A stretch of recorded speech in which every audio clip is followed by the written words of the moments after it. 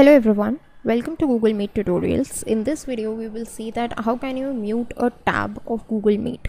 So suppose you are in your Chrome and the meeting is going on in one tab and you want to mute that particular tab, then how are you going to do that? The process is pretty simple and it works same whether you are in any of the browsers, because in any browser you would get tabs, right? So any browser you can use, the process would be same. Right now I'm in Google Chrome because that is what I use generally. So in order to mute the tab, you need to make sure that another tab is opened.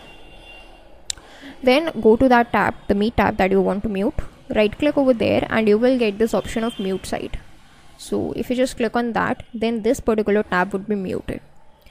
If you want to unmute it, again right click and go to unmute site. So without going back into the site and physically clicking on this mute unmute icon, that is this mic icon, you can actually mute unmute it. Whatever the speaker is saying, you don't want to hear it, then you can mute them. You want to hear it again, you can unmute them. That's it for this video. Thanks for watching.